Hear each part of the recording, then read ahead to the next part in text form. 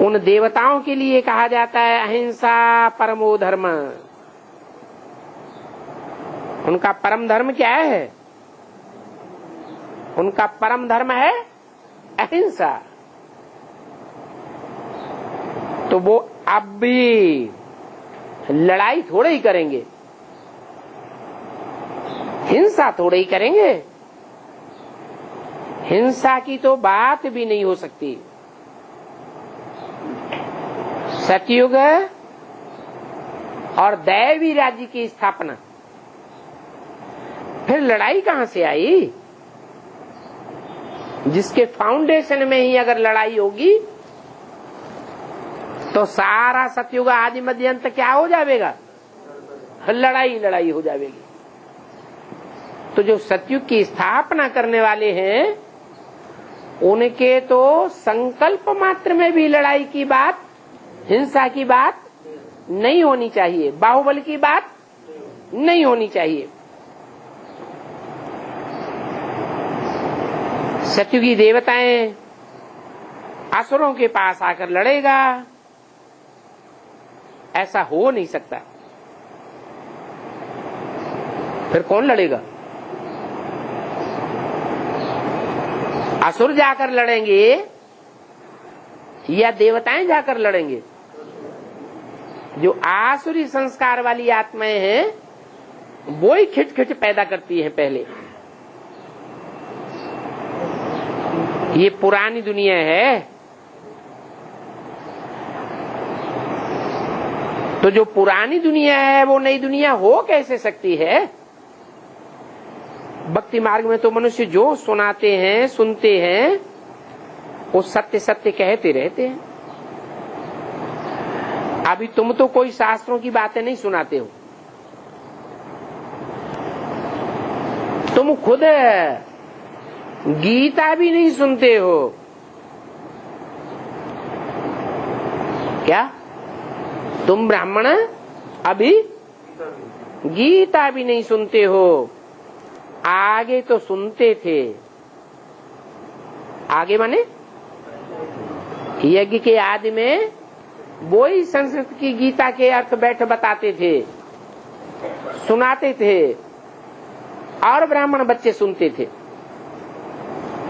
गीता सुनने के लिए मनुष्य कितने ढेर के ढेर जाते हैं। बाप कहते हैं कि इनमें तो कोई बुद्धि की बात नहीं है। किसमें? गीता के श्लोकों में भगवान को सर्वव्यापी बताई दिया। ये बुद्धि की बात हुई क्या? भगवान ही अगर सर्वव्यापी होगा तो मनुष्यों की बुद्धि सर्वव्यापी हो जाएगी कि एकाग्र होगी? सर्वव्यापी बन जाएगी। ये तो और ही बुद्धि को भटकाना हुआ, बिल्कुल पत्थर बुद्धि बन गए।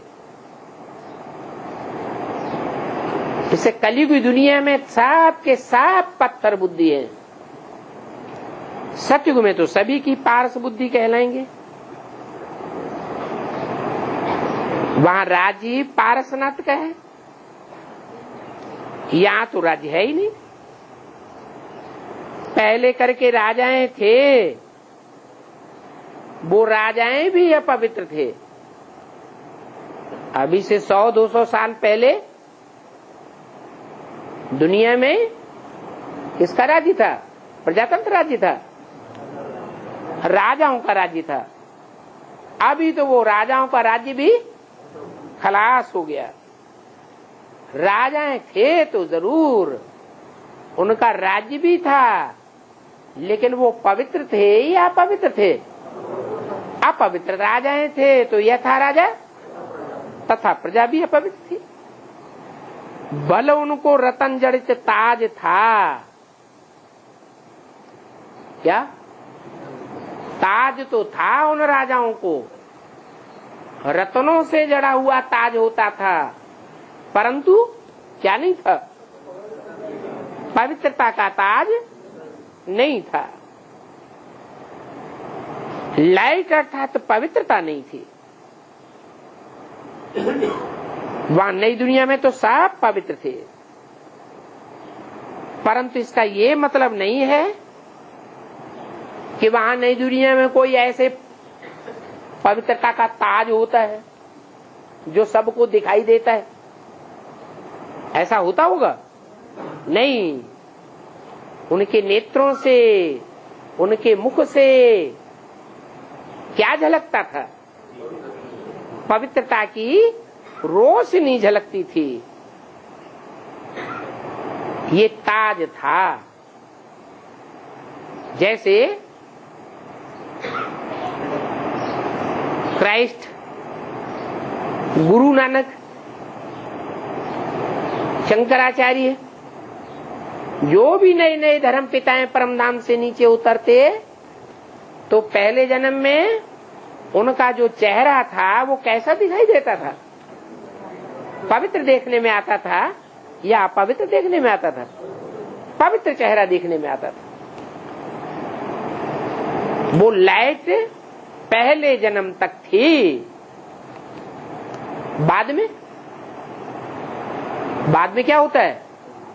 बाद में फिर अगले जन्मों में ऐसे नहीं कि वो आत्माएं कोई वापस चली जाती हैं, रहती तो इसी दुनिया में है, लेकिन वो एवर प्योर नहीं है।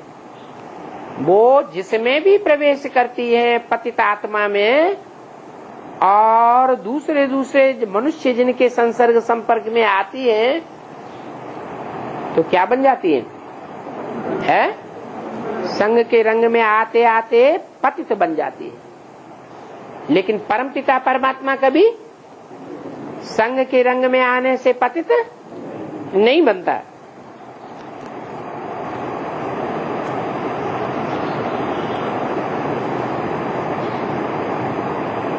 तो ये जो चित्रों में पवित्रता की निशानी दिखाई जाती है,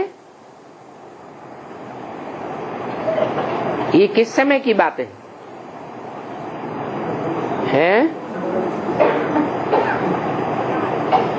भक्ति मार्ग में जो भी चित्र बनते हैं देवताओं के, वो किस समय की यादगार है? संगम युग की यादगार है। संगम युग में जब तुम्हारा ब्राह्मणत्व का पुरुषार्थ पूरा होता है तो तुम ब्राह्मण से क्या बन जाते हो? देवता बन जाते हो। और जिस क्षण तुम देवता बनते हो उस समय तुम्हारे चेहरे पर भी वो पवित्रता की लाइट देखने में आती है।